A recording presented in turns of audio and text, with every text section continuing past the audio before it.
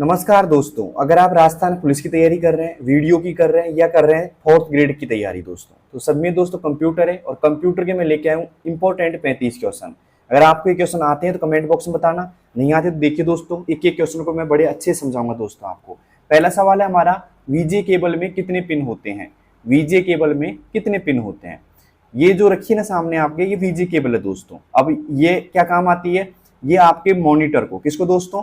Monitor जो होता है ना, उसको सीपीयू जो होता है, कैबिनेट होता है, उससे कनेक्ट करती है दोस्तों। ये कनेक्ट करने का काम करती है किसको? सीपीयू यानी कि कैबिनेट को। कैबिनेट बोल सकते हैं इसको।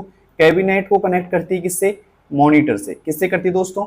मॉनिटर से करती है। और यहाँ पे दोस्तों सवाल क्या पूछा गया, इस पिन के अंदर जो पिन होता है दोस्तों, ये पिन के अंदर जो पिन लगे होते हैं, जो ये कनेक्टर होता है, इसके अंदर जो पिन लगे होते हैं, उनकी संख्या कितनी होती है? तो दोस्तों पहला आ रहा है 9, 12, 15 या 24। कितनी होती है दोस्तों? 15 होती है। कितनी होती है दोस्तों? 15 होती है। तो लगा लेंगे सी ऑप्शन पे टिक। 15 यहाँ पे क्या होती है दोस्तों? वीजे केबल में पिन होते हैं। ठीक है, तो उम्मीद है आपको ये समझ में आ गया होगा कि वीजे केबल में कितने पिन होते हैं। ठीक है, तो किस किस को समझ में आ गया भाई कि वीजे केबल में कितने पिन होते हैं? और बात करें दोस्तों आगे थोड़ा इसमें, तो ये जो पिन की रो होती है ना, वो 3 रो होती है। मतलब एक रो हो जाती है, एक रो में कितने पिन होते हैं? 5 होते हैं। 1 2 3 4 5। ठीक है, फिर दूसरी रो होती है ऐसे इसके अंदर, उसमें भी कितने होते हैं दोस्तों? 5 होते हैं। ओके, और एक और रो होती है ऊपर यहाँ पे, 1 2 3 4 5, इसमें 5 होते हैं दोस्तों। तो सीधी सी बात है, ये 5 5 5 की एक तरीके से रो होती है इसके अंदर दोस्तों। ठीक है, तो यहाँ पे बात करेंगे कि भाई 3 रो होती है। ठीक है, और इसमें गुणा करेंगे 5 पिन से। एक रो में कितने पिन होते हैं दोस्तों? 5 पिन होते हैं। ठीक है, तो 5 दिए क्या, 15 पिन होते हैं टोटल यहाँ पे। ठीक है, तो उम्मीद है आपको ये सवाल समझ में आ गया होगा कि वीजे केबल में कितने पिन होते हैं? 15 पिन होते हैं। अब सवाल एक और बनता है भाई साहब यहाँ से कि वीजे केबल की फुल फॉर्म क्या होती है? ये वीजे के जो दिखाई दे रही है ना वीजे, इसकी फुल फॉर्म क्या होती है? इसकी फुल फॉर्म होती है दोस्तों वीडियो ग्राफिक्स एरे केबल। क्या होती है दोस्तों? वीडियो, आप कॉपी में लिख सकते हो वीडियो ग्राफिक्स, ग्राफिक्स है ना। इसके बाद में आएगा अरे, ARRAY, अरे, और फिर आएगा दोस्तों केबल। ये इसकी फुल फॉर्म होती है वीडियो ग्राफिक अरे केबल। ठीक है, और ये किसके नाम से पहचाना जाता है? इसको पहचाना जाता है दोस्तों, क्योंकि ये ब्लू होता है ऐसे, ये ब्लू है ना दोस्तों, तो इसको पहचाना जाएगा ब्लू कलर कनेक्टर के नाम से। किसके दोस्तों? कनेक्टर के नाम से इसको पहचाना जाएगा, ब्लू कलर कनेक्टर के नाम से पहचाना जाएगा। ठीक है, ओके, तो समझ में आ गया दोस्तों। इसके बारे में थोड़ा सा मैंने जानकारी दी है एक्स्ट्रा, उम्मीद है समझ में आ गई होगी। अब चलते हैं दोस्तों अगले सवाल की ओर। अगला सवाल है यहाँ पे, अगला सवाल है दोस्तों यहाँ पे, पेज ओरिएंटेशन ऑप्शन किस टैब में उपलब्ध है? पेज ओरिएंटेशन ऑप्शन किस टैब में उपलब्ध है? बताइए दोस्तों किस टैब में उपलब्ध होते हैं? पहला ऑप्शन आ रहा है लेआउट का, दूसरा आ रहा है दोस्तों यहाँ पे रेफरेंस का, तीसरा आ रहा है दोस्तों व्यू का, और चौथा आ रहा है दोस्तों यहाँ पे मेलिंग का। बताइए दोस्तों पेज ओरिएंटेशन के बारे में आपका मतलब क्या नॉलेज है, मतलब कौन से टैब में यहाँ पे रहते हैं? तो दोस्तों बात करें जो ये रहते हैं वो रहते हैं दोस्तों लेआउट टैब में। किस में रहते हैं दोस्तों? लेआउट में। अब बात कर लेते हैं यहाँ पे पेज ओरिएंटेशन की थोड़ी सी। ठीक है, तो ये MS वर्ड में पाया जाता है वैसे तो, और MS एक्सेल में भी होता है दोस्तों। ठीक है, सभी में पाया जाता है, लेकिन ये होता क्या है? ये 2 प्रकार का होता है दोस्तों। कितने प्रकार का होता है ये? 2 प्रकार का होता है। सवाल ये भी आ सकता है कि पेज ओरिएंटेशन कितने प्रकार का होता है? 2 प्रकार का होता है। एक तो होता है दोस्तों पोर्ट्रेट। क्या होता है दोस्तों? पोर्ट्रेट होता है। ठीक है, और दूसरा होता है दोस्तों लैंडस्केप। क्या होता है दोस्तों? लैंडस्केप होता है। दूसरे का नाम क्या है दोस्तों? SCAPE, लैंडस्केप होता है। ये जो होता है ना पोर्ट्रेट, ये तो होता है दोस्तों ऐसे वर्टिकल रहता है। ये क्या रहता है दोस्तों? वर्टिकल में रहता है। और ये जो रहता है लैंडस्केप मोड, वो रहता है ऐसे हॉरिजॉन्टल में। ठीक है, इसे हम बोलेंगे खड़ा, और ये होता है दोस्तों आड़ा। ठीक है, ऐसे भी हम इनको संबोधित कर सकते हैं। तो पेज ओरिएंटेशन 2 प्रकार का होता है, एक होता है पोर्ट्रेट, एक होता है दोस्तों लैंडस्केप। समझ में आ गया होगा दोस्तों। और कौन से टैब में मिलते हैं दोस्तों ये? ठीक है, तो लेआउट टैब में मिलते हैं। किस मिलते हैं दोस्तों? लेआउट टैब में मिलते हैं। तो किस किस को समझ में आ गया भाई पोर्ट्रेट के बारे में? अब चलते हैं थोड़ा सा आगे यहाँ से तीसरे क्वेश्चन की ओर। तीसरा क्वेश्चन हमारे पास में आ रहा है भाई कि MS वर्ड 365 से संबंधित निम्न कथनों के आधार पर कौन सा विकल्प सही है? ध्यान से देखिए क्वेश्चन को। MS वर्ड 365 से संबंधित निम्न कथनों के आधार पर कौन सा विकल्प सही है। पहला ऑप्शन क्या रहा है दोस्तों यहाँ पे कि भाई कंट्रोल एक्स, मतलब एक तरीके से स्टेटमेंट का सवाल है कि इनमें से कौन सा कथन है MS वर्ड अगर 365 के संबंधित अगर पूछा जाता है आपसे तो पहला आ रहा है कि भाई कंट्रोल एक्स का उपयोग डॉक्यूमेंट को कॉपी करने के लिए किया जाता है। दूसरा ऑप्शन आ रहा है कि कंट्रोल प्लस वी का उपयोग डॉक्यूमेंट को मूव करने के लिए किया जाता है। तो दोस्तों यहाँ पे कथन समझते हैं हम। कंट्रोल जो एक्स होता है ना, कंट्रोल CTRL प्लस जो एक्स होता है वो काम आता है दोस्तों कट करने के लिए। किसके लिए दोस्तों? कट करने के लिए काम आता है। और ये क्या बोल रहा है कि कंट्रोल एक्स का उपयोग कॉपी करने के लिए किया जाता है। तो कॉपी करने के लिए किया जाता है दोस्तों CTRL प्लस C का उपयोग किया जाता है कॉपी करने के लिए। तो यहाँ पे पहला कथन दोस्तों क्या है? गलत है। ठीक है, पहला स्टेटमेंट आपका क्या है? गलत है। दूसरे की बात करें दोस्तों हम, तो कंट्रोल प्लस वी का उपयोग डॉक्यूमेंट को मूव करने के लिए किया जाता है।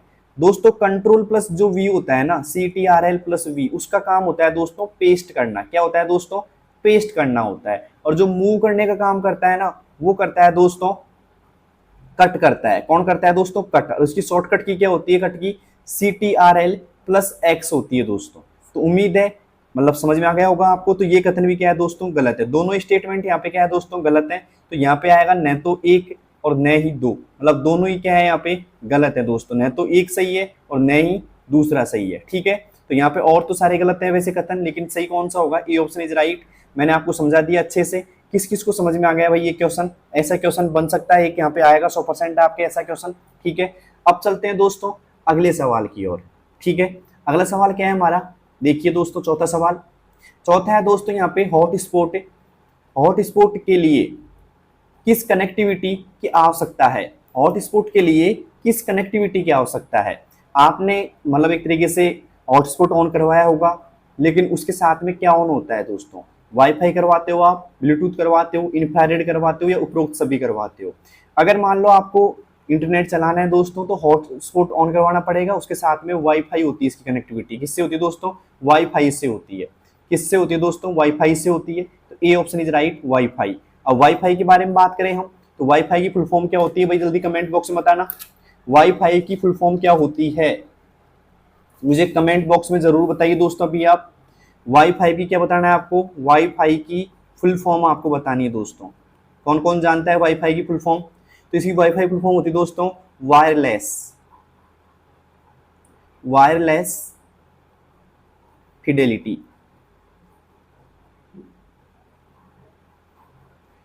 वायरलेस फिडेलिटी होता है दोस्तों इसकी फुल फॉर्म। क्लियर यहाँ तक का? तो वाईफाई की फुल फॉर्म आपको पता लग गई होगी दोस्तों। और हॉटस्पॉट कनेक्टिविटी के लिए भी किसकी आवश्यकता होती है दोस्तों? वाईफाई की आवश्यकता होती है। तो ए ऑप्शन इज राइट। ठीक है, अब चलते हैं दोस्तों पांचवें क्वेश्चन की ओर। पांचवा क्वेश्चन क्या है हमारे पास में? सीपीयू इसका एक उदाहरण है। सीपीयू इसका एक उदाहरण है। किसका उदाहरण भाई? सीपीयू। तो पहला ऑप्शन आ रहा है भाई इनपुट डिवाइस, दूसरा आउटपुट डिवाइस, तीसरा स्टोरेज डिवाइस, चौथा है यहाँ पे प्रोसेसिंग डिवाइस। दोस्तों इस सवाल का आंसर देने से पहले एक बात कहना चाहूंगा मैं आपसे, अगर क्लास पसंद आ रही है आपको तो लाइक कीजिएगा और साथ में आप क्या कर दीजिए दोस्तों? शेयर भी कर दीजिएगा। ठीक है, ये दोनों काम जल्दी कर दीजिए अभी आप, अगर आपको क्लास पसंद आ रही है तो। अब बात करें दोस्तों सीपीयू इसका एक उदाहरण है। दोस्तों क्या है? Input device, output device, storage device या प्रोसेसिंग डिवाइस। चार ऑप्शन आपके सामने। देखते हैं कौन कौन लोग इसका आंसर दे पाते हैं भाई। इसका मतलब सीधा से है कि भाई किसका उदाहरण है? इनपुट का उदाहरण है, आउटपुट का है, स्टोरेज डिवाइस का या प्रोसेसिंग डिवाइस का है? किसका है भाई सीपीयू उदाहरण है? जल्दी बताइए कमेंट बॉक्स के अंदर। देखते हैं कौन कौन लोग इसका आंसर दे पाते हैं। मैं आपको दे रहा हूँ सिर्फ और सिर्फ 5 सेकंड का समय दे रहा हूँ, जल्दी बताइएगा दोस्तों। यहाँ पे बात करें सीपीयू इनपुट डिवाइस नहीं होता है, ना आउटपुट डिवाइस है, मतलब ये भी नहीं है और ना आउटपुट है, स्टोरेज भी नहीं है, तो प्रोसेसिंग डिवाइस है दोस्तों। सीपीयू क्या होता है दोस्तों? प्रोसेसिंग डिवाइस होता है। क्या होता है दोस्तों? प्रोसेसिंग डिवाइस होती है। तो यहाँ पे लगा लीजिए डी ऑप्शन पे टिक। क्या होती है दोस्तों? प्रोसेसिंग डिवाइस होती है। और बात करें दोस्तों सीपीयू क्या होता है? कंप्यूटर का। किसका दोस्तों? कंप्यूटर का दिमाग भी बोलते हैं इसको हम। क्या बोलते हैं? कंप्यूटर का दिमाग। और दिमाग को इंग्लिश में क्या बोलते हैं? माइंड बोलते हैं। ये ध्यान रखना दोस्तों, ये सवाल भी आ जाता है कई बार, कंप्यूटर का मस्तिष्क किसे कहते हैं? सीपीयू को कहते हैं। ठीक है, क्लियर यहाँ तक का? और मोटे तौर पर अगर बात करें सीपीयू को 3 भागों में बांटा जाता है। एक भाग होता है दोस्तों एएलयू। क्या होता है? एएलयू होता है दूसरा होता है दोस्तों CU, और तीसरा होता है दोस्तों रजिस्टर। क्या होता है दोस्तों? रजिस्टर, ठीक है। और कैश, कैश भी बोल देंगे, कैश मेमोरी होती है जो सबसे तेज मेमोरी होती है दोस्तों, ध्यान रखना इस चीज का। ALU की फुल फॉर्म होती है दोस्तों अर्थमेटिक लॉजिक यूनिट, ठीक है। ये क्या काम करता है? ये गणना करता है दोस्तों, क्या करता है? गणना, और वो भी कौन सी? तार की गणना करता है। क्या करता है दोस्तों? तार की। और ये क्या करता है? सभी घटकों को क्या करता है दोस्तों? नियंत्रण करता है। ये क्या करता है दोस्तों? नियंत्रण करता है। इसको बोलते हैं कंट्रोल यूनिट। क्या बोलते हैं दोस्तों? कंट्रोल यूनिट बोलते हैं। तो उम्मीद है CPU क्या होता है दोस्तों? प्रोसेसिंग डिवाइस होती है। ये प्रोसेसिंग करती है। क्या करती है दोस्तों? प्रोसेसिंग करती है। तो प्रोसेसिंग डिवाइस होती है CPU। उम्मीद है समझ में आ गया होगा, प्रोसेसिंग डिवाइस होती है। अब चलते हैं दोस्तों अगले सवाल की ओर, और मुझे बता दीजिए 5/5 मतलब 5 में से 5 किसके सही है भाई इस क्लास के अंदर, मतलब अब तक 5 में से 5 किसके सही हो गए। अब चलते हैं दोस्तों अगले सवाल की ओर। अगला सवाल है दोस्तों छठा सवाल। पहले सुपर कंप्यूटर का नाम क्या था? पहले सुपर कंप्यूटर का नाम क्या था? दोस्तों अगर आप राजस्थान पुलिस की तैयारी कर रहे हैं, वीडियो की कर रहे हैं या 4th ग्रेड की कर रहे हैं, तो ये क्लास इंपॉर्टेंट होने वाली है आपके लिए। तो सभी लोगों को शेयर कर दीजिए दोस्तों, और मैं मतलब आसान भाषा में आपको समझा रहा हूँ सभी क्वेश्चंस को, ठीक है। तो अभी तक आपने कंप्यूटर पढ़ा या नहीं पढ़ा इससे कोई मतलब नहीं है, अब क्लास देखो पूरी, और उम्मीद है दोस्तों क्लास आपको अच्छी तरह समझ में आ जाएगी। तो पहले बात करें, पहले सुपर कंप्यूटर का नाम क्या था? पहले यहाँ पे ऑप्शन आ रहा है HDC 6300, HP 3300, CDC 6600 या CCD 5100। दोस्तों बात करें पहले सुपर कंप्यूटर की, तो पहला सुपर कंप्यूटर था हमारे पास में CDC 6600। कौन सा था दोस्तों? CDC 6600 था। उम्मीद है समझ में आ गया होगा CDC 6600। लेकिन इसके बारे में थोड़ा सा बात कर लेते हैं हम। बस पहला तो क्या था? पहला ये था कि सुपर कंप्यूटर कौन सा था? पहला CDC 6600 था। लेकिन बात करें भारत का पहला कौन सा था भाई साहब? भारत का पहला था दोस्तों परम 8000। कौन सा था दोस्तों? परम 8000 था, ठीक है। और थोड़ी सी बात कर लेते हैं कि सुपर कंप्यूटर का उपयोग क्या होते हैं दोस्तों। उपयोग क्या होते हैं इसके सुपर कंप्यूटर के? तो उपयोग दोस्तों यहाँ पे लिखा देता हूँ थोड़ा सा मैं। एक तो करता है मौसम की भविष्यवाणी। क्या करता है दोस्तों? मौसम की भविष्यवाणी, ओके। इसके साथ में क्या करेगा दोस्तों? भूकंप की जानकारी। इसकी दोस्तों? भूकंप की जानकारी, ठीक है। एक क्या काम करेंगे दोस्तों? अंतरिक्ष में खोज के लिए भी इसका काम लेंगे दोस्तों, अंतरिक्ष में खोज के लिए। क्लियर यहाँ तक का? तो 3-4 मैंने चीजें बताइए आपको, उम्मीद है याद आ जाएंगी। और ये किसका काम होता है दोस्तों? सुपर कंप्यूटर का काम होता है। किसका होता है दोस्तों? सुपर कंप्यूटर का काम होता है सब कुछ, ठीक है। तो उम्मीद है ये क्वेश्चन आपको समझ में आ गया होगा भाई। अब चलते हैं अगले क्वेश्चन की ओर। अगला क्वेश्चन क्या है दोस्तों? 7वां क्वेश्चन हमारे पास में, डॉक्यूमेंट का संबंध किससे है? डॉक्यूमेंट का संबंध किससे है? MS एक्सेल से है, MS वर्ड से है, MS पावर पॉइंट से, या इनमें से कोई नहीं? जल्दी से कमेंट बॉक्स में बताइएगा कि डॉक्यूमेंट का संबंध किससे है। अगर आपको आता है ये क्वेश्चन का आंसर जल्दी बताइए कमेंट बॉक्स में भाई, देखते हैं कौन कौन लोग इसका आंसर सही दे पाते हैं। डॉक्यूमेंट का संबंध किससे है? जल्दी बताइए दोस्तों, डॉक्यूमेंट का संबंध किससे है अगर आपको आता है तो। दोस्तों बात करें डॉक्यूमेंट का जो संबंध होता है, ये होता है दोस्तों MS वर्ड से। किससे होता है दोस्तों? MS वर्ड से होता है। बात करें एक्सेल का संबंध किससे होता है? अगर डॉक्यूमेंट का संबंध MS वर्ड से, तो एक्सेल का संबंध किससे रहता है दोस्तों? स्प्रेडशीट से रहता है। किससे दोस्तों? स्प्रेडशीट से रहता है। और बात करें दोस्तों पावर पॉइंट का संबंध किससे रहता है? तो ये रहता है दोस्तों स्लाइड से। किससे रहता है दोस्तों? स्लाइड से, स्लाइड्स, ओके, स्लाइड से रहता है। और हम यहाँ पे ऑप्शन ये भी आ सकता है, देखो स्लाइड्स नहीं है तो लिखा आएगा प्रेजेंटेशन। क्या आएगा दोस्तों? प्रेजेंटेशन भी लिखा आ सकता है, प्रेजेंटेशन, ठीक है, ओके। तो पावर पॉइंट का संबंध किससे होता है दोस्तों? स्लाइड से या प्रेजेंटेशन से। MS एक्सेल का संबंध किससे रहेगा दोस्तों? स्प्रेडशीट से रहेगा। और बात करें दोस्तों MS वर्ड की, तो डॉक्यूमेंट से रहता है संबंध इसका। किससे रहता है दोस्तों? डॉक्यूमेंट से इसका संबंध रहता है। तो उम्मीद है आपको समझ में आ गई होगी, मतलब ये क्लास भी समझ में आ गई होगी, क्वेश्चन भी आपको समझ में आ गया होगा भाई। अब चलते हैं अगले क्वेश्चन की ओर।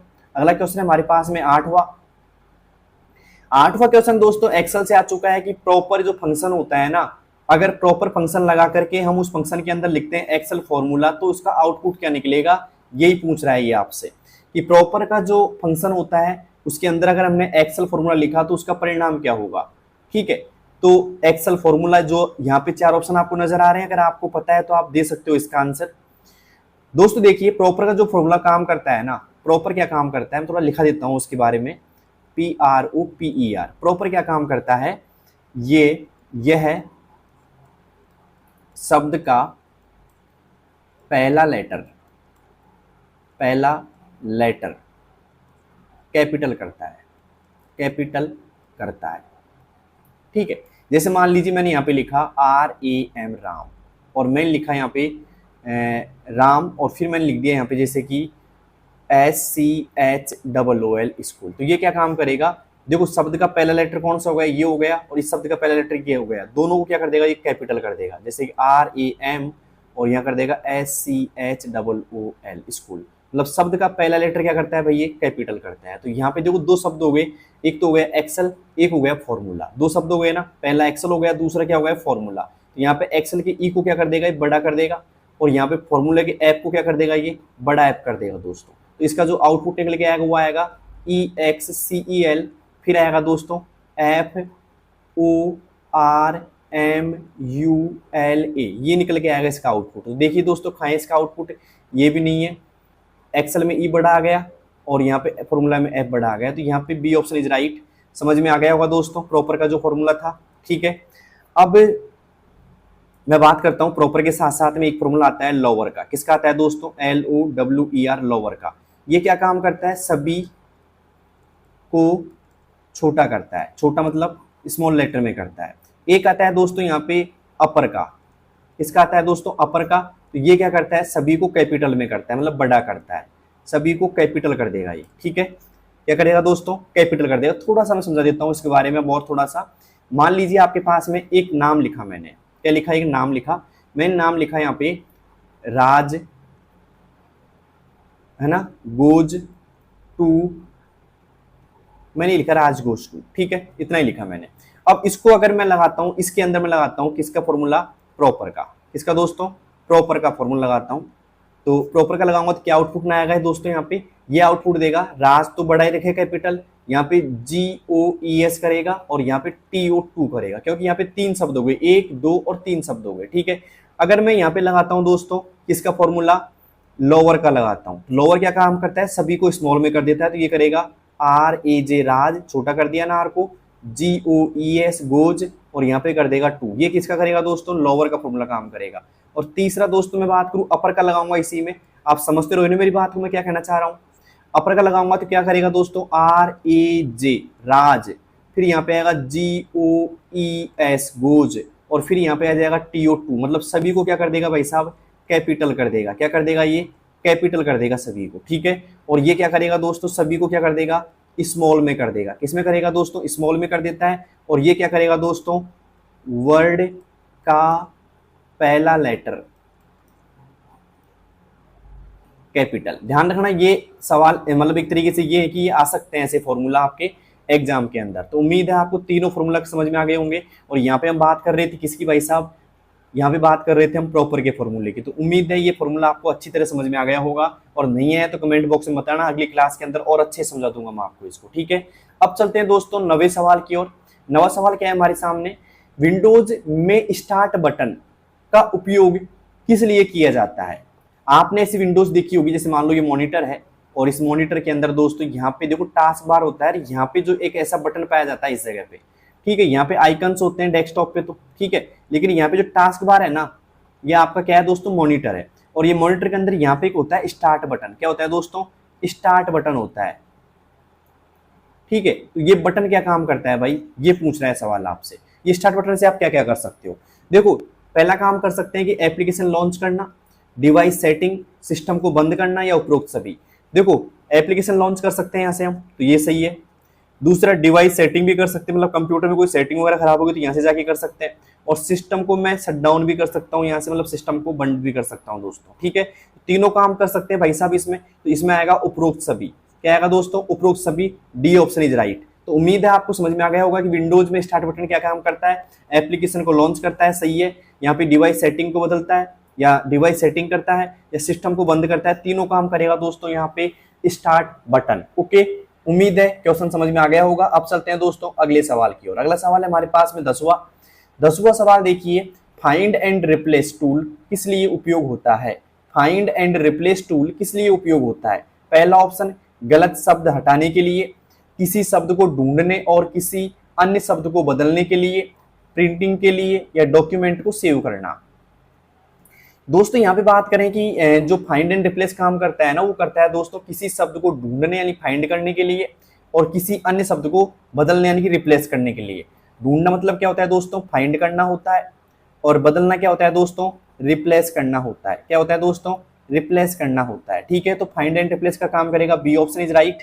ठीक है, और बात करें दोस्तों इसकी शॉर्टकट की क्या होती है, इसकी शॉर्टकट की होती है कंट्रोल प्लस एच। क्या होती है दोस्तों, कंट्रोल प्लस एच होती है किसकी, फाइंड एंड रिप्लेस की शॉर्टकट की। ठीक है, यहाँ पे प्रिंटिंग की बात करें तो प्रिंटिंग के लिए हम प्रयोग करेंगे कंट्रोल प्लस पी का, और बात करें दोस्तों डॉक्यूमेंट को सेव करने के लिए तो वो करेंगे दोस्तों कंट्रोल प्लस एस का प्रयोग करेंगे दोस्तों। किसका करेंगे दोस्तों, कंट्रोल प्लस एस का प्रयोग करेंगे किसके लिए, डॉक्यूमेंट को सेव करने के लिए। तो उम्मीद है 10वां क्वेश्चन आपको अच्छी तरह समझ में आ गया होगा। किस किस को समझ में आ गया भाई 10वां क्वेश्चन, और मुझे बताइए कि 10/10 मतलब 10 में से 10 किसके सही है, जल्दी से कमेंट बॉक्स में बताइए, क्योंकि आप राजस्थान पुलिस की तैयारी कर रहे हैं, आप वीडियो की तैयारी कर रहे हैं, आप 4th ग्रेड की तैयारी कर रहे हैं, तो आपने कंप्यूटर पढ़ रखा होगा दोस्तों, और ये क्वेश्चन तो आपका गलत नहीं होना चाहिए 10वां तो खैर, लेकिन मुझे ये बता दीजिए 10 में से 10 किसके सही है, 10/10 किसके सही है भाई, क्योंकि हमको पूरे में से पूरे नंबर लेके आने अब की बार कंप्यूटर के अंदर। ठीक है, एक भी सवाल गलत करके नहीं आना एग्जाम के अंदर। ठीक है, उस तरह की क्लास बनानी है दोस्तों, मुझे भी मतलब एक तरीके से क्लास लेके चल रहा हूँ उसी तरह की, एक भी सवाल आपका गलत नहीं होना चाहिए, खासकर शॉर्टकट की आपकी बिल्कुल गलत नहीं होनी चाहिए। ठीक है, अब चलते हैं दोस्तों 11वें सवाल की ओर। 11वां सवाल हमारा क्या है, कथन का सवाल आ गया स्टेटमेंट का वापिस से।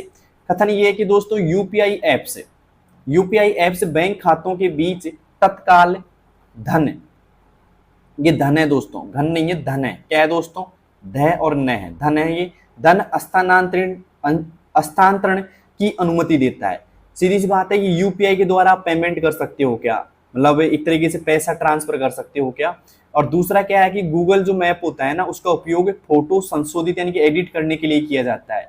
भाई आप गूगल मैप का प्रयोग फोटो एडिट करने के लिए करते हैं क्या, नहीं करते बिल्कुल भी। तो यहाँ पे कथन दूसरा एकदम गलत है दोस्तों, और यहाँ पे पहला है कि यूपीआई ऐप्स बैंक खातों के बीच तत्काल यानी कि तुरंत धन एक तरीके से पैसे ट्रांसफर करने की अनुमति देता है, तो ये एकदम सही है। तो यहाँ पे दूसरा ऑप्शन तो गलत है, क्योंकि गूगल मैप से हम सिर्फ ये देखते हैं कि भाई कहाँ जाना है, दूरी देखते हैं एक तरीके से, लेकिन हम फोटो एडिट बिल्कुल भी नहीं कर सकते उसके अंदर। ठीक है, तो यहाँ पे दूसरा जो ऑप्शन है वो गलत है, पहला सही है। तो यहाँ पे आएगा कथन 1 सही है, कथन 2 गलत है, ये कथन है। ओके, कथन 2 क्या है दोस्तों, गलत है। तो यहाँ पे आएगा ए ऑप्शन इज राइट, कथन 1 तो सही है आपका, लेकिन दूसरा क्या है दोस्तों, गलत है। दूसरे में क्या, कथन 1 गलत है, ये भी नहीं होगा, ये भी नहीं होगा और ये भी नहीं होगा। ठीक है, तो यहाँ पे ए ऑप्शन इज राइट, कथन 1 क्या है आपका दोस्तों सही है, लेकिन कथन 2 क्या है आपका गलत है। ओके, अब चलते हैं दोस्तों अगले सवाल की ओर। अगला सवाल है हमारा क्या, 12वां सवाल है यहाँ पे।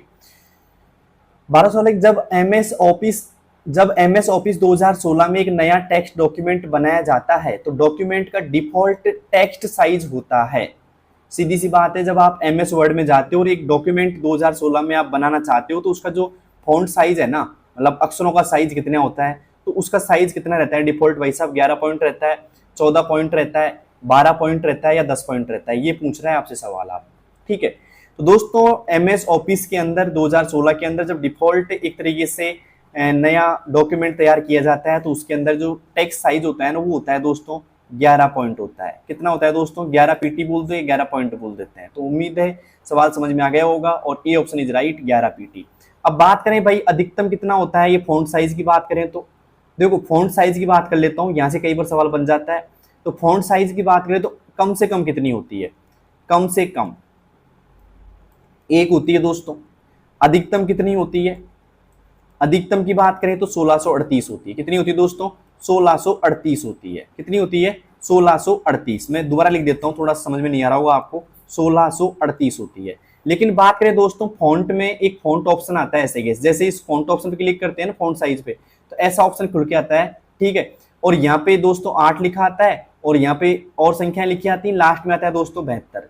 तो ऐसे अगर पूछा जाए ना कि फॉन्ट ऑप्शन में फॉन्ट साइज कितनी होती है, कम से कम तो 8 होती है, अधिकतम कितनी होती है, 72 होती है। और ऐसे डायरेक्टली पूछा जाए कि कम से कम फॉन्ट साइज कितनी होती है, 1 होती है, अधिकतम फॉन्ट साइज कितनी होती है, 1638 होती है। लेकिन अगर मान लो वो आपसे पूछता है कि फॉन्ट साइज ऑप्शन में, फॉन्ट साइज ऑप्शन में ठीक है। या ड्रॉप डाउन लिस्ट में फॉन्ट साइज कितनी होती है, कम से कम 8 होती है, और ड्रॉप डाउन लिस्ट में अधिकतम फॉन्ट साइज कितनी होती है, 72 होती है दोस्तों। ठीक है, ये अधिकतम होती है, ये कम से कम होती है। तो उम्मीद है आपको ये क्वेश्चन समझ में आ जाएगा। दोनों तरीके से कैसे पूछ ले आपसे, आप बता दोगे दोस्तों। ठीक है, क्लियर यहां तक का।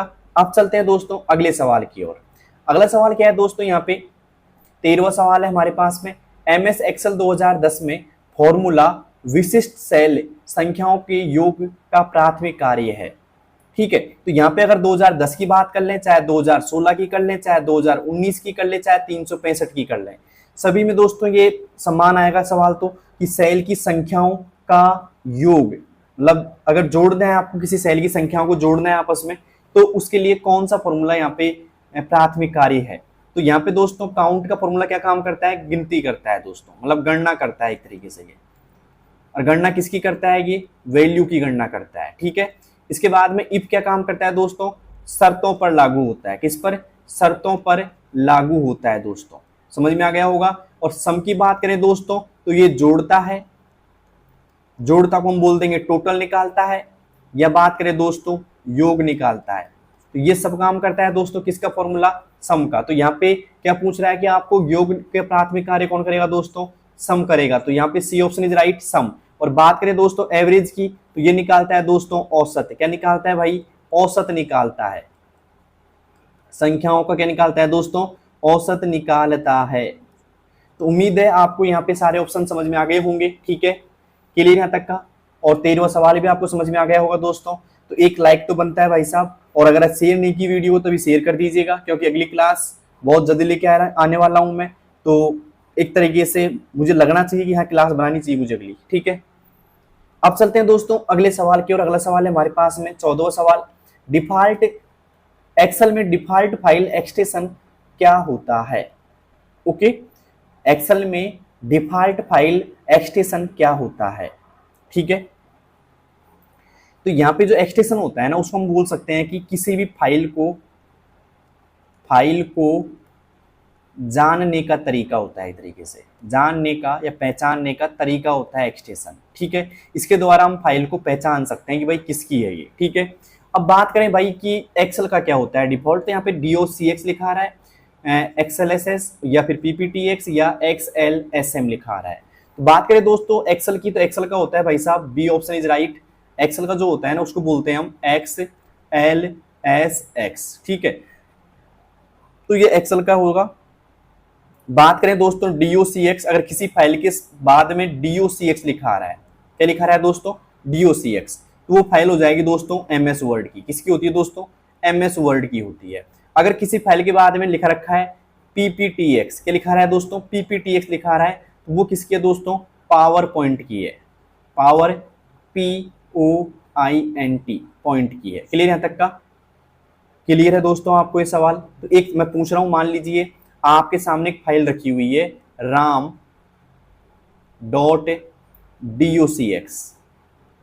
तो मुझे बताइए ये फाइल है ना, ram.docx लिखी आ रही है, ये फाइल किसकी है, पावर पॉइंट की है, एक्सेल की है या MS वर्ड की है। जल्दी बताइए कमेंट बॉक्स के अंदर। किसी फाइल के अंत में आपको ram.docx लिखा आ रहा है, तो फाइल किसकी है, जल्दी से कमेंट बॉक्स में बताओ आप मुझे। ठीक है, अब चलते हैं दोस्तों अगले सवाल की ओर। उम्मीद है 14वां सवाल आपको समझ में आ गया होगा, और यहाँ पे जो एक्सटेंशन भी आपको समझ में आ गई होगी। कोई सी भी एक्सटेंशन आ सकती है आपके एग्जाम में, पूछा जा सकता है DOCX किसकी है, .XLSX किसकी है, या PPTX किसकी है, तो ये पूछा जा सकता है आपसे दोस्तों। ठीक है, अब चलते हैं दोस्तों 15वें सवाल की ओर। 15वां सवाल है हमारा कि एक्सेल में सबसे छोटी इकाई क्या होती है। एक्सेल में सबसे छोटी इकाई क्या होती है दोस्तों, सेल होती है, सीट होती है, कॉलम होती है, या फिर रो होती है। ठीक है, जल्दी बताइए कमेंट बॉक्स के अंदर कि एक्सेल की सबसे छोटी इकाई क्या होती है, फिर मैं आपको विस्तारित रूप से समझाऊंगा इसको। तो देखते हैं किस किस का ये सही होता है दोस्तों बात करें हम एक्सेल की, तो एक्सेल की जो सबसे छोटी इकाई होती है ना भाई साहब, वो होती है दोस्तों सेल। ऐसा डिब्बा होता है ना ये एक्सेल में, वो सबसे छोटी इकाई होती है, इसको बोलते हैं दोस्तों सेल। क्या बोलते हैं, सेल बोलते हैं। कॉलम कुछ ऐसे होते हैं बड़े बड़े से, और यहाँ पे रो कुछ ऐसी होती है RD। ठीक है, जिसके अंदर काफी सारी सेल भी होती है, इसको हम रो बोलेंगे, इसको हम दोस्तों कॉलम बोलेंगे। ठीक है, लेकिन सबसे छोटी इकाई कौन सी हो जाएगी दोस्तों, सेल होती है।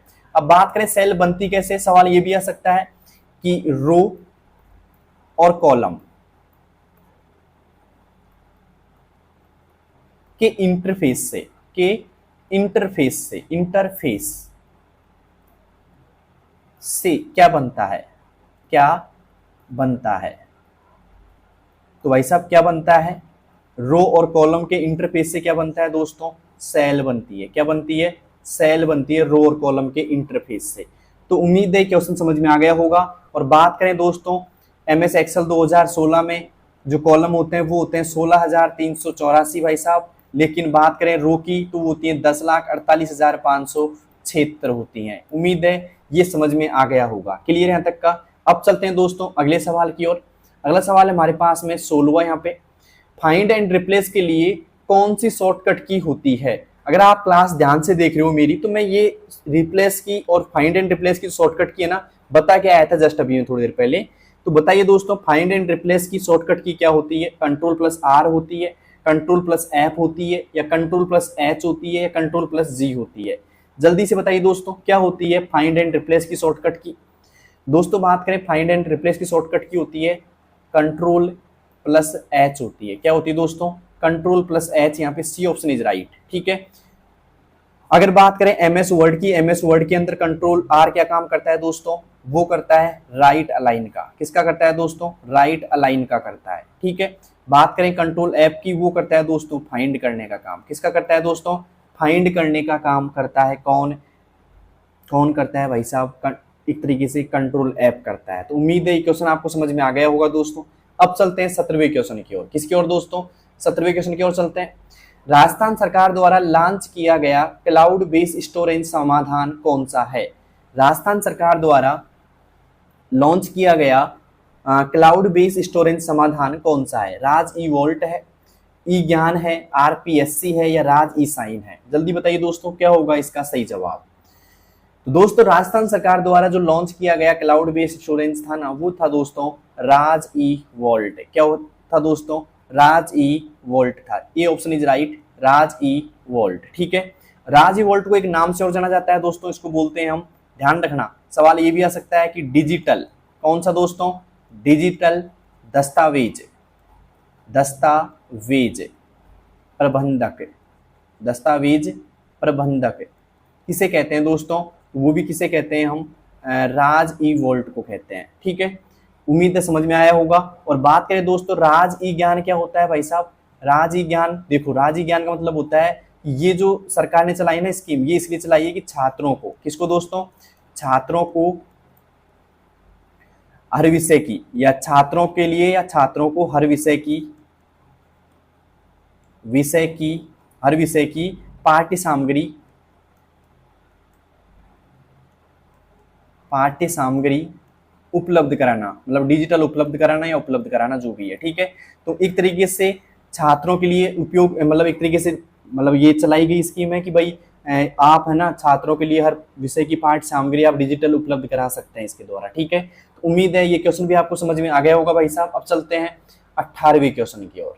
18वां क्वेश्चन क्या है भाई, यहाँ पे देखिएगा एमएस पावर पॉइंट किसके लिए प्रयोग होता है।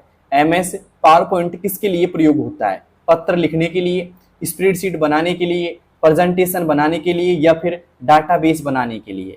जल्दी बताइए दोस्तों पावर पॉइंट किसके लिए प्रयोग होता है। देखिए दोस्तों पत्र लिखने के लिए प्रयोग होता है दोस्तों एमएस वर्ड। कौन होता है दोस्तों, एमएस वर्ड होता है पत्र लिखने के लिए। स्प्रेडशीट के लिए होता है दोस्तों एमएस एक्सेल। क्या होता है दोस्तों, एमएस एक्सेल होता है। और बात करें प्रेजेंटेशन के लिए तो ये होता है दोस्तों एमएस पावर पॉइंट। क्या होता है दोस्तों, एमएस पावर पॉइंट होता है, ठीक है। और डाटाबेस के लिए एमएस एक्सेस होता है, ठीक है। तो उम्मीद है समझ में आ गया होगा। तो यहाँ पे सी ऑप्शन इज राइट। क्या होगा दोस्तों, एमएस पावर पॉइंट के अंदर हम क्या कर सकते हैं, प्रेजेंटेशन बना सकते हैं, ठीक है। क्या बना सकते हैं दोस्तों, प्रेजेंटेशन बना सकते हैं। अब चलते हैं दोस्तों 19वें सवाल की ओर। उम्मीद है 18वां सवाल आपको समझ में आ गया होगा। सवाल यह है कि अधिकांश वर्ड प्रोसेसरों में निम्नलिखित में से किन कीबोर्ड शॉर्टकट्स का उपयोग टेक्स्ट को क्रम से बोल्ड, इटैलिसाइज या और इंटरलाइन करने के लिए किया जाता है। तो आप 4 ऑप्शन आपको नजर आ रहे हैं। ऑप्शन पढ़ने से पहले मैं थोड़ा समझा देता हूं कि ये पूछ रहा है कि भाई जो वर्ड प्रोसेसिंग सॉफ्टवेयर होते हैं ना उनके अंदर मतलब एक तरीके से शॉर्टकट की जो होती है ना क्रम से बोल्ड करने की, इटैलिसाइज की और अंडरलाइन की क्या होती है। आपको यहाँ पे 4 शॉर्टकट की दे रखी है 4 ऑप्शनों में, तो आपको बताना है। दो को बात करें कन्वेंशन की, तो लगातार की बात कर रहा है कि पहली बोल्ड की बात करें, इसकी होती है कंट्रोल प्लस बी होती है। क्या होती है दोस्तों? कंट्रोल प्लस बी होती है। इटैलिक की बात करें तो कंट्रोल प्लस क्या होती है? आई होती है। और बात करें दोस्तों अंडरलाइन की, तो ये होती है दोस्तों कंट्रोल प्लस यू होती है। तो पहला कौन आएगा? कंट्रोल बी, फिर कंट्रोल प्लस आई और फिर कंट्रोल प्लस यू। तो ऑप्शन क्या बन जाएगा हमारा? कंट्रोल प्लस बी होगा पहले, उसके बाद में क्या होगा? कंट्रोल प्लस आई होगा, उसके बाद क्या होगा? कंट्रोल प्लस यू होगा। तो तीनों ऐसे लगातार देखो कौन से में सही है। पहले में तो है ही नहीं लगातार, तो ये गलत है। दूसरे में पी भी गलत है। तीसरे में देखो कंट्रोल प्लस बी, लेकिन यहाँ पे ये गलत हो जाएगा, तो ये भी गलत है। यहाँ पे देखिए दोस्तों control plus B, control plus I और कंट्रोल प्लस यू, तो यहाँ पे डी ऑप्शन इज राइट। ठीक है, control plus B, control plus I और कंट्रोल प्लस यू, तो यहाँ पे डी ऑप्शन इज राइट। समझ में आ गया होगा आपको सब कुछ। तो उम्मीद है ये क्वेश्चन आपको समझ में आया होगा। ऐसे क्वेश्चन भी आपको मिल सकता है जहाँ पे 3-4 शॉर्टकट की आपको एक साथ पूछी जा सकती हैं। तो कौन कौन रेडी है भाई इस क्वेश्चन के लिए? अब चलते हैं दोस्तों अगले सवाल की ओर। अगला सवाल है हमारे पास में 20वां सवाल। क्या है दोस्तों? ध्यान से देखिएगा। एलसीडी का मतलब क्या है? एलसीडी का मतलब क्या है? पहला ऑप्शन लाइट कंट्रोल डिस्प्ले, दूसरा option light crystal display, liquid crystal display या फिर लो करंट डिस्प्ले। बताइए दोस्तों क्या होगा 20वें का सही जवाब? दोस्तों एलसीडी का अगर आपको फुल फॉर्म आता है तो जल्दी से बताइए कमेंट बॉक्स के अंदर। किस किस को आता है भाई? ये इंपॉर्टेंट है आपकी बार एग्जाम के लिए, मिल सकती है आपको किसी भी पारी के अंदर। और कमेंट बॉक्स में बताना है कि आप किसकी तैयारी कर रहे हैं, राजस्थान पुलिस की कर रहे हैं, वीडियो की कर रहे हैं, या 4th ग्रेड की तैयारी कर रहे हैं, या कर रहे हैं बीएसएफ एससीएम की। तो कमेंट बॉक्स में बताओ कि आप किस वैकेंसी की तैयारी कर रहे हैं और किस वैकेंसी के लिए आप मेरी कंप्यूटर क्लासेस देख रहे हैं आज की। ठीक है, तो दोस्तों एलसीडी का जो फुल फॉर्म होता है ना, वो होता है दोस्तों liquid crystal display. C option is right, लगा लीजिए सी पे टिक यहाँ पे। अब चलते हैं दोस्तों 21 सवाल की ओर। 21वां क्या है दोस्तों? ध्यान से देखिएगा। एलईडी का फुल फॉर्म क्या है? एलसीडी का पूछ लिया, पूछ रहा है एलईडी का फुल फॉर्म क्या है? Light energy display, light emitting diode या फिर लेजर इमिटिंग डिवाइस या फिर लाइट इमिशन डिस्प्ले। बताइए दोस्तों एलईडी का फुल फॉर्म क्या है? अगर आपको आता है तो कमेंट बॉक्स में दीजिए इसका आंसर। दोस्तों एलईडी का जो फुल फॉर्म होता है ना, एलईडी का वो होता है दोस्तों, क्या होता है आपको आता है? ये होता है दोस्तों लाइट इमिटिंग डियोड। क्या होता है दोस्तों? Light emitting diode. B option is right, light emitting diode. ठीक है, अब चलते हैं दोस्तों 22 सवाल की और। 22 सवाल हमारे पास में क्या है? ध्यान से देखिएगा, ये भी शॉर्टकट ही है। जेपीईजी का मतलब क्या है? मतलब जेपीजी का अर्थ क्या है या फिर जेपीजी की फुल फॉर्म क्या है? Joint pixel editing group, Java photo expert group, joint photographic expert group या फिर जेपीईजी फोटो एडिटर। बताइए दोस्तों क्या होगा इसका सही जवाब? अगर आपको आता है तो जल्दी से दीजिए आंसर इसका। दोस्तों जेपीईजी की बात करें तो इसका फुल फॉर्म होता है joint photographic expert group. C option is right, joint photographic expert group. ठीक है, तो उम्मीद है ये भी आपको समझ में आ गया होगा। अब चलते हैं दोस्तों 23वें सवाल की ओर। 23वां सवाल है दोस्तों, बायोस का फुल फॉर्म क्या है? BIOS का फुल फॉर्म क्या है? Basic integrated operating system, basic input output system, binary input output software, basic internet operating setup. बताइए दोस्तों क्या है इसका सही जवाब? दोस्तों बात करें यहाँ पे BIOS का फुल फॉर्म क्या होता है, तो BIOS का जो फुल फॉर्म होता है दोस्तों वो होता है यहाँ पे बेसिक इनपुट आउटपुट सिस्टम। क्या होता है दोस्तों? Basic input output system. B option is right. तो यहाँ पे BIOS ध्यान रखना एक तरीके से इंपॉर्टेंट बन रहा है, आपकी बार आ सकती है। मैंने 4-5 शॉर्टकट रखी हैं आपकी इस क्लास के अंदर दोस्तों, तो इंपॉर्टेंट है सारी की सारी। अब चलते हैं दोस्तों अगले सवाल की और। अगला सवाल है हमारे पास में, कंप्यूटर को शुरू करना और रिस्टार्ट करना क्या कहलाता है? कंप्यूटर को शुरू करना और रिस्टार्ट करना को एक शब्द में बोला जाए तो क्या कहलाता है? लॉगिन करना कहलाता है, रिस्टार्ट करना कहलाता है, बूटिंग अवस्था या फिर शट डाउन करना।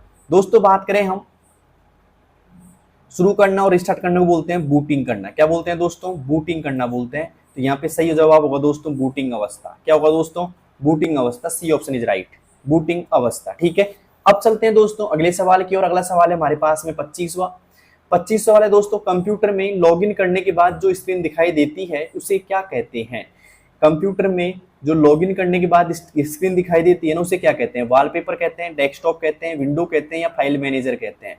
दोस्तों कंप्यूटर में लॉगिन करने के बाद जो डिस्प्ले दिखाई देती है, स्क्रीन दिखाई देती है, उसे बोलते हैं दोस्तों डेस्कटॉप। क्या बोलते हैं दोस्तों? डेस्कटॉप बोला जाता है। ठीक है, क्लियर यहाँ तक का? डेस्कटॉप बोला जाएगा किसको? कंप्यूटर पे लॉगिन करने के बाद जो स्क्रीन दिखाई देती है, डेस्कटॉप कहा जाएगा उसे। क्या कहा जाएगा दोस्तों? डेस्कटॉप। एक सवाल मेरा आपसे, 25 में से 25 किस भाई के सही हो गए? जल्दी से मुझे बताइए दोस्तों। जिस बंदे के 25 में 25 सही है ना, मैं समझूंगा उसकी तैयारी एकदम बेस्ट है दोस्तों। ठीक है, अच्छी तरह तैयारी कर रहा है वो। तो बताइए दोस्तों किसके 25 में 25 सही है। ठीक है, अब चलते हैं दोस्तों अगले सवाल की ओर। अगला सवाल है हमारे पास में 26वां वाला। दोस्तों ध्यान से देखिएगा, निम्नलिखित में कौन सा कथन गलत है? निम्नलिखित में से कौन सा कथन गलत है? पहला ऑप्शन आ रहा है कैश मेमोरी डेटा को स्थायी उपयोग के लिए स्टोर करती है भाई साहब। दूसरा आ रहा है कैश का आकार आमतौर पर छोटा होता है। कैश मेमोरी मुख्य मेमोरी से तेज होती है। या कैश मेमोरी उन प्रोग्रामों को रखती है जिन्हें कम समय में चलाया जा सकता है। जल्दी से बताइए दोस्तों क्या होगा इसमें गलत कथन? बात करें दोस्तों यहाँ पे, तो मैं बात करता हूँ कि कैश मेमोरी के बारे में बताया जा रहा है दोस्तों। किसके बारे में बताया जा रहा है इसमें? कैश मेमोरी का यहाँ पे एग्जाम्पल सेट किया है इन्होंने। तो कैश मेमोरी का कौन सा कथन गलत है यहाँ पे? तो देखो पहला कथन है कैश मेमोरी डेटा को स्थायी उपयोग के लिए स्टोर करती है। तो दोस्तों यही गलत है, स्थायी उपयोग के लिए स्टोर नहीं करती दोस्तों, ये कम समय के लिए उपयोग करती है, मतलब थोड़े समय के लिए। किस लिए दोस्तों? थोड़े समय के लिए स्टोर करती है ये। ठीक है, तो यहाँ पे ए ऑप्शन इज राइट, मतलब यही गलत है। और तो सारे यहाँ पे ये भी सही है। और आमतौर पर छोटा होता है, सही बात है। कैश मेमोरी मुख्य रूप से तेज होती है, ये भी सही है। और यहाँ पे बात करें कि उन प्रोग्रामों को रखती है जिन्हें कम समय के लिए चलाया जा सकता है, ये भी सही है। लेकिन पूछा क्या था दोस्तों? गलत कथन पूछा था। तो यहाँ पे ए ऑप्शन इज राइट। ठीक है, क्लियर यहाँ तक का? अब चलते हैं दोस्तों अगले सवाल की और। उम्मीद है आपको 26वां सवाल अच्छी तरह समझ में आ गया होगा कैश मेमोरी के बारे में। और एक बात करें, सीपीयू की निकटतम मेमोरी होती है ये। किसके दोस्तों? सीपीयू के निकटतम मेमोरी होती है ये, सीपीयू के निकटतम। क्लियर यहाँ तक का? अब चलते हैं दोस्तों अगले सवाल की ओर। अगला सवाल है हमारे पास में 27वां। कंप्यूटर के सेंट्रल प्रोसेसिंग यूनिट के संदर्भ में निम्नलिखित में से अलग को चुनिए। मतलब एक तरीके से आपको सेंट्रल प्रोसेसिंग यूनिट, ध्यान रखना सीपीयू की फुल फॉर्म क्या होती है? सेंट्रल प्रोसेसिंग यूनिट होती है। और सीपीयू क्या होता है दोस्तों? कंप्यूटर का दिमाग होता है, कंप्यूटर का माइंड होता है एक तरीके से। क्लियर यहाँ तक का? ये पहले ही बता चुका हूं मैं, थोड़ा सा ध्यान रखना इसका। और सीपीयू की फुल फॉर्म क्या होती है? सेंट्रल प्रोसेसिंग यूनिट होती है। दोस्तों बात करें यहाँ पे, एक आ रहा है कंट्रोल यूनिट, एक आ रहा है आउटपुट यूनिट एएलयू, और यहाँ पे एएलयू अर्थमेटिक लॉजिक यूनिट। ठीक है, तो कंट्रोल यूनिट एक तरीके से भाग होता है सीपीयू का। क्या होता है दोस्तों? भाग होता है। और यहाँ पे एएलयू, देखो ये आउटपुट यहाँ पे नहीं होता कुछ भी दोस्तों। तो यहाँ पे ऑप्शन आएगा दोस्तों, कथन गलत कौन सा है? बी ऑप्शन है। एएलयू और कंट्रोल यूनिट दोनों क्या है दोस्तों? भाग है सीपीयू के। ठीक है, और एएलयू क्या है दोस्तों? सीपीयू का भाग है। ठीक है, तो यहाँ पे ये नहीं है दोस्तों, तो अलग को चुनिए। तो क्या हो जाएगा दोस्तों? आउटपुट। ये आउटपुट यूनिट नहीं होता दोस्तों, ये होता है प्रोसेसिंग यूनिट। क्या होता है दोस्तों? प्रोसेसिंग यूनिट होता है सीपीयू। प्रोसेसिंग यूनिट क्या होता है दोस्तों? प्रोसेसिंग यूनिट होता है दोस्तों ये। क्लियर यहाँ तक का? सीपीयू क्या होता है दोस्तों? प्रोसेसिंग यूनिट होता है। क्लियर यहाँ तक का? आउटपुट यूनिट नहीं होता। अब चलते हैं दोस्तों 27वें क्वेश्चन की ओर, क्योंकि 27वां तो आपको समझ में आ ही गया होगा। 28वीं की ओर चलते हैं। लगातार क्लास ले रहा हूँ दोस्तों, तो इसलिए थोड़ा सा थकान तो होती है। आप लोगों को हो रही है क्या? मुझे तो नहीं हो रही। खैर, अब चलते हैं दोस्तों एमएस एक्सेल में काउंट और काउंट ए में क्या अंतर है?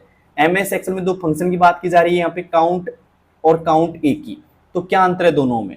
पहला ऑप्शन आ रहा है कोई अंतर नहीं है। दूसरा, काउंट सिर्फ नंबर गिनता है, काउंट ए सभी प्रकार की एंट्री।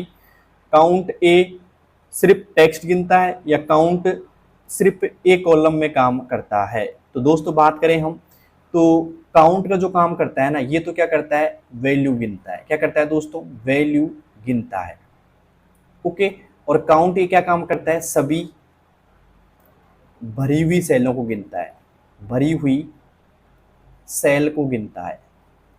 मतलब एक तरीके से सभी को गिन लेगा जिनमें, मैं समझाता हूँ हल्का सा। जैसे मान लो ये आपकी एक वर्कशीट है, ठीक है, और इस वर्कशीट के अंदर काफी सारी सेल यहाँ पे बनी हुई हैं। ठीक है, मैं यहाँ लिख देता हूँ, जैसे कि RAM लिखा मैंने, यहाँ पे मैं लिख दिया 45, यहाँ पे लिख दिया मैंने 40, यहाँ पे लिख दिया मैंने SITA सीता। ठीक है, तो यहाँ पे क्या करेगा, अगर मैं काउंट का लगाऊंगा ना, काउंट का फॉर्मूला लगाऊंगा ये वाला, तो सिर्फ ये 40 और 45 को गिनेगा कि भाई 2 आंसर देगा, ये कितना देगा, सिर्फ 2 आंसर देगा। लेकिन वैल्यू का लगाऊंगा तो ये भी गिनेगा, ये भी गिनेगा, ये भी गिनेगा और ये भी गिनेगा, मतलब 4 आंसर देगा। ठीक है, तो सीधी सी बात है, यहाँ पे 4 आंसर कौन देगा, ये देगा काउंट ए का फॉर्मूला। किसका देगा दोस्तों, काउंट ए का, और सिर्फ काउंट का क्या करेगा, वैल्यू गिनेगा। ठीक है, तो यहाँ पे बात करें कि वैल्यू गिनता है, तो यहाँ पे देखो समझ में आ रहा है कि भाई काउंट का फॉर्मूला क्या करता है, सिर्फ नंबर गिनता है। क्या करता है दोस्तों, सिर्फ नंबर गिनता है। और बात करें यहाँ पे काउंट ए का फॉर्मूला, तो क्या करता है दोस्तों, सभी प्रकार की एंट्री यहाँ पे गिनता है, एक तरीके से सभी प्रकार की एंट्री काउंट ए का। तो यहाँ पे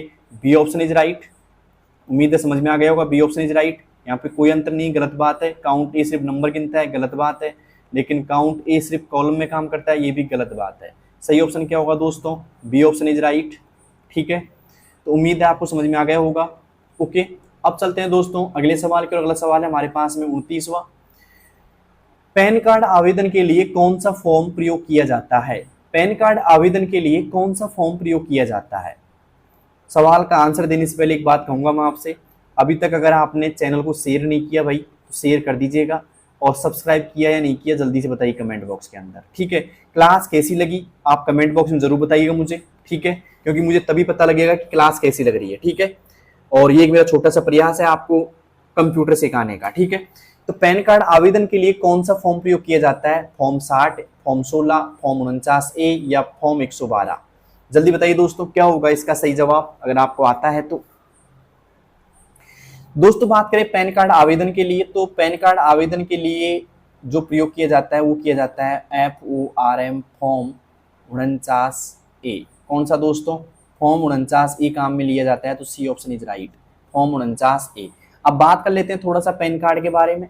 तो पैन कार्ड की जो फुल फॉर्म होती है ना, पैन की जो फुल फॉर्म होती है, PAN कार्ड की फुल फॉर्म होती है, वो होती है दोस्तों परमानेंट अकाउंट नंबर। क्या होती है दोस्तों, परमानेंट,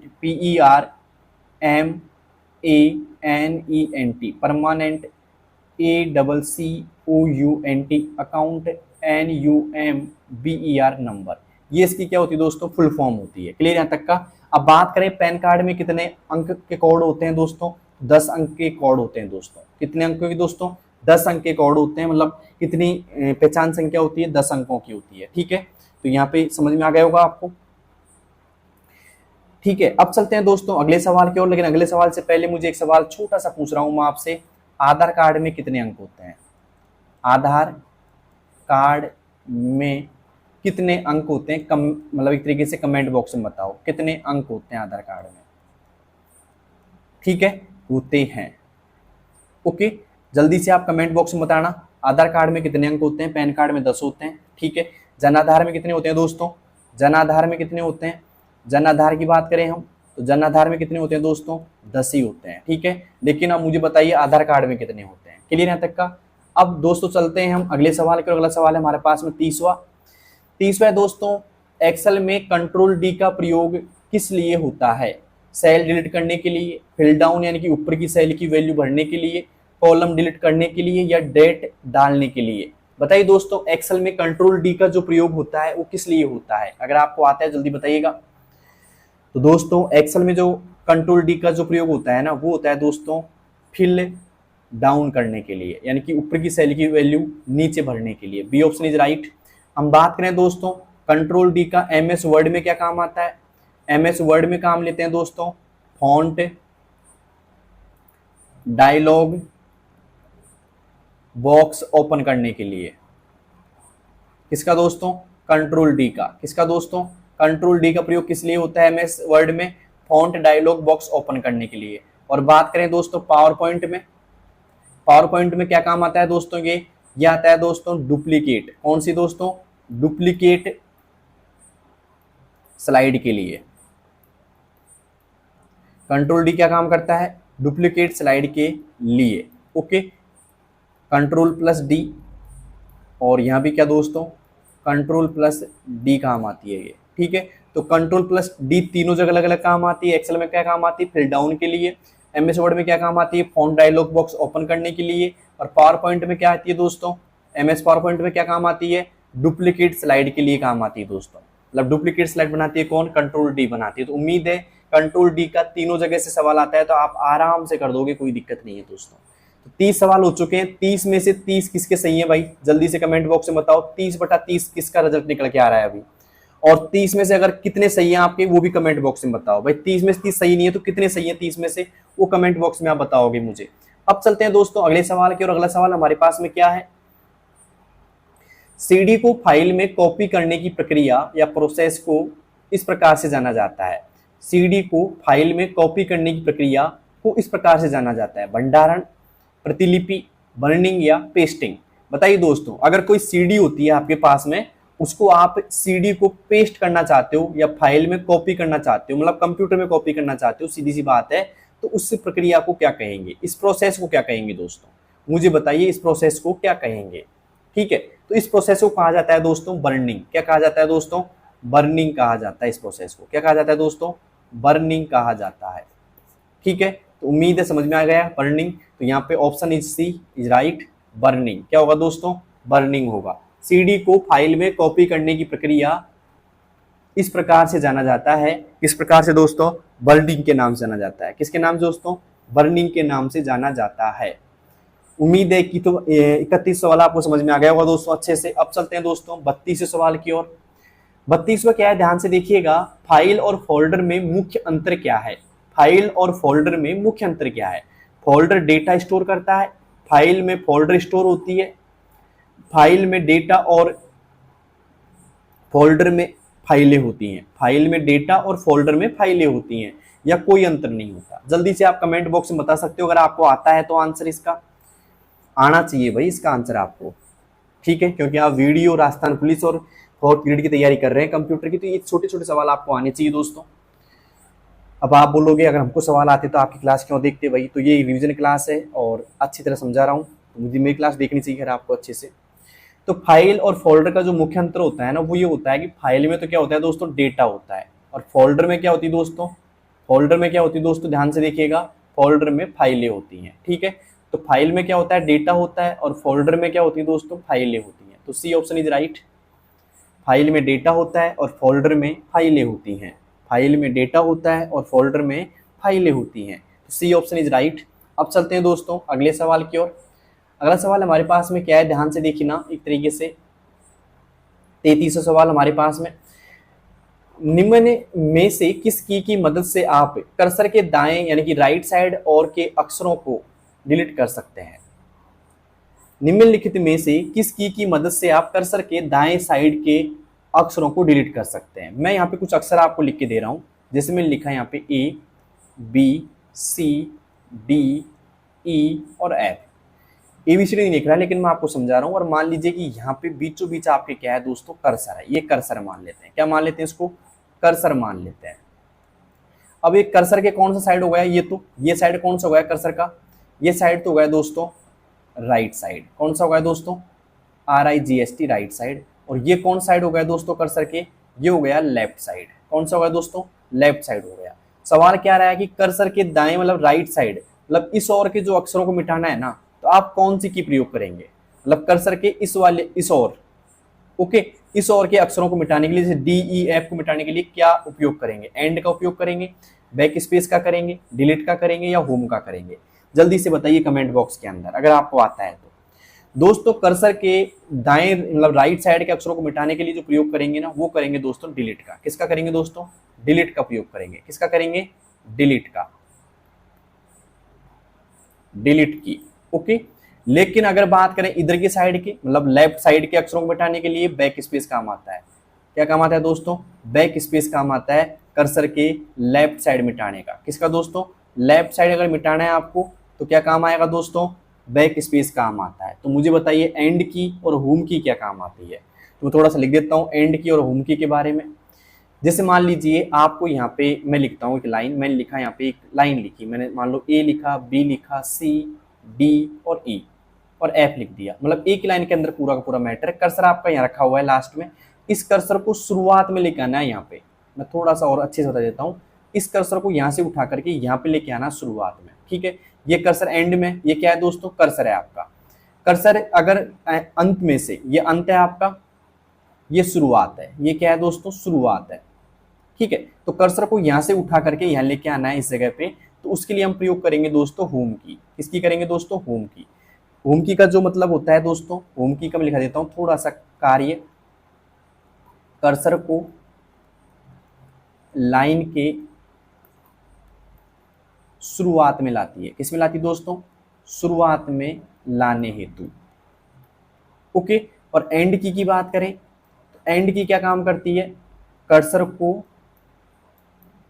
लाइन के अंत में, लाइन के अंत में ले जाने हेतु।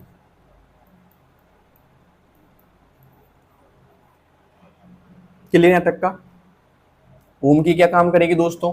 कर्सर को लाइन के शुरुआत में लेके आती है।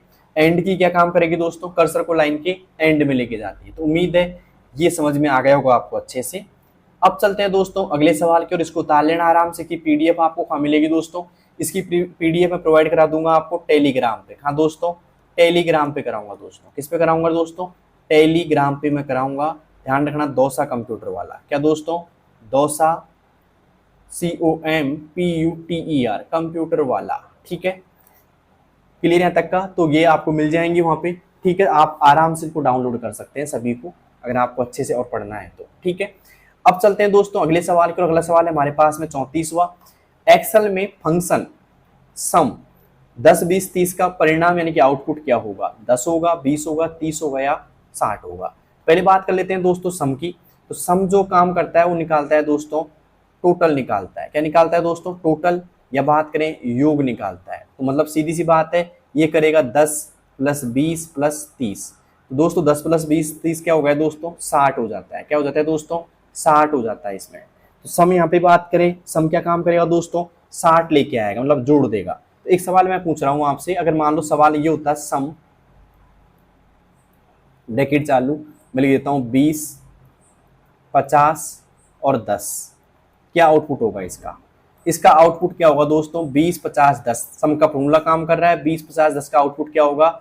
जल्दी से आप कमेंट बॉक्स में बता दीजिए दोस्तों इसका आंसर। ठीक है, जल्दी बताइएगा। सम अगर आ रहा है 20, 50, 10 लिखा हुआ है तो बताइए कमेंट बॉक्स के अंदर क्या होगा इसका जवाब। ठीक है, अब चलते हैं दोस्तों अगले सवाल की ओर, क्योंकि सम का आपको पता लगी गया होगा यहाँ पे। अब चलते हैं दोस्तों अंतिम सवाल की ओर। आज का अंतिम सवाल है कि नीचे दी गई तालिका को सही मिलान विकल्प का चयन करें। मतलब इनको आपको मिलाना है अच्छे से। तो यहाँ पे कुछ ऑप्शन यहाँ पे दे रखे हैं, हार्डवेयर, रैम, ऑपरेटिंग सिस्टम। इसको यहाँ से आपको देखना है, फिर आंसर आपको देखना है क्या होगा सही। ठीक है दोस्तों, बात करें यहाँ पे कि हार्डवेयर जो होता है ना, हार्डवेयर यहाँ पे बात करें अस्थायी डेटा भंडारण के प्रयोग नहीं, प्रोग्राम नहीं होगा दोस्तों, ये होगा हार्डवेयर जो होते हैं ना दोस्तों, वो होते हैं दोस्तों कंप्यूटर के भौतिक भाग होते हैं। हार्डवेयर क्या होते हैं दोस्तों? कंप्यूटर के भौतिक भाग। ठीक है, तो रैम क्या होती है? रैम होती है दोस्तों अस्थायी डेटा भंडारण के लिए प्रयुक्त अस्थिर मेमोरी। ठीक है, अस्थायी डेटा भंडारण के लिए प्रयुक्त अस्थिर मेमोरी। और ऑपरेटिंग सिस्टम क्या होते हैं भाई साहब? ऑपरेटिंग सिस्टम होते हैं प्रोग्राम और कंप्यूटर हार्डवेयर, प्रोग्राम जो कंप्यूटर हार्डवेयर और सॉफ्टवेयर का प्रबंधन करता है। ठीक है, तो बात करें, आपको समझ में आ गया होगा। पहले में क्या आएगा दोस्तों? पहले में तो आएगा आपके यहाँ पे आर आएगा। क्या आएगा दोस्तों? आर। दूसरा रैम में क्या आएगा दोस्तों? पी आएगा। दो में क्या जाएगा? पी ऑप्शन आएगा। और तीसरे में यहाँ पे क्या आएगा? ऑपरेटिंग सिस्टम में क्यू आएगा। 3 में लिख दूंगा दोस्तों क्यू। तो सर्च कर लीजिए कि ऐसा ऑप्शन आपको कहाँ दिखाई दे रहा है, वही सही होगा दोस्तों। तो उम्मीद है कि क्वेश्चन आपको समझ में आ गया होगा। मैं मिला लेता हूँ एक बार यहाँ पे, इसमें भी आर है लेकिन दूसरे में क्यू है, तो ये गलत हो जाएगा। पहला तो वैसे ही गलत है, पहले में आर, दूसरे में पी, तीसरे में क्यू। यहाँ से ये सही है, पहले में आर, दूसरे में पी और तीसरे में Q. C option is right. D option में क्या होगा दोस्तों? गलत होगा। ठीक है, तो यहाँ पे सी ऑप्शन आएगा, पहले में आर, दूसरे में पी, तीसरे में क्यू। तो उम्मीद है दोस्तों ये क्लास आपको पसंद आई होगी। मेरा छोटा सा प्रयास था आपको कंप्यूटर सिलेबस समझाने का। ठीक है, कंप्यूटर क्वेश्चन समझाने का। कैसा लगा? अगर आपको कोई भी कमी नजर आती है तो आप कमेंट बॉक्स में जरूर बताइएगा दोस्तों। अगली वीडियो में उस कमी पर सुधार किया जाएगा। ठीक है, क्लास कैसी लगी इसका रिव्यू आप कमेंट बॉक्स में देना। जैसा भी आपको लगता है कि यार ऐसी क्लास होनी चाहिए या क्लास अच्छी है तो अच्छी बताइएगा। क्लास में कोई भी कमी होती है तो आप उसको बताइएगा दोस्तों। ठीक है, और उम्मीद है आपको क्लास समझ में आई होगी। अपने दोस्तों के पास शेयर करो क्लास को, साथ में सब्सक्राइब कर लो और चैनल को लाइक कर लो। रेगुलर वीडियो होने वाली है दोस्तों, राजस्थान पुलिस की, वीडियो की और चतुर्थ श्रेणी कर्मचारी भर्ती की। मतलब सारी वीडियो मैं कंप्यूटर की रेगुलर रखूंगा। रेगुलर आपको मैं लगभग 30 से 35 क्वेश्चन जरूर कराऊंगा दोस्तों। मैं अगर आपको लगता है कि सर ये क्वेश्चन कम है, इन क्वेश्चनों को बढ़ाया जाए, तो कितना क्वेश्चन लेके आऊँ अगली क्लास में, वो भी कमेंट बॉक्स में बता दीजिए मुझे। मान लीजिए 20 क्वेश्चन लेके आने, 25 लाने, 30 लाने, 50 लाने, कितने क्वेश्चन लेके आऊँ अगली क्लास में, वो कमेंट बॉक्स में बताना दोस्तों। क्लास कैसी लगी तो बताओगे साथ में, और बेस्ट ऑफ लक। उम्मीद है आप अच्छी तैयारी कर रहे होंगे सभी सब्जेक्ट की, तो करते रहिएगा दोस्तों। कंप्यूटर मेरे हवाले कर दी थोड़ा सा, क्योंकि मैं आपको अच्छे से समझा दूंगा, और उम्मीद है दोस्तों मैं एक तरीके से एग्जाम तक कम से कम 10 क्लास लेके आऊँगा आपके लिए, और मैं ये उम्मीद करता हूँ कि 10 क्लास में से एक भी क्वेश्चन आउट नहीं जाएगा, ठीक है। सब क्वेश्चन आप कर दोगे, और मेरी क्लास जो 10 देख लेता है, मैं समझूंगा कि वो पूरे में से पूरे नंबर एक तरीके से करके आएगा, पूरे में से पूरे नंबर लेके आएगा, ठीक है। तो उम्मीद है आज की क्लास आपको पसंद आई होगी। मिलते हैं दोस्तों अगले वीडियो में, तब तक के लिए धन्यवाद। Best of luck.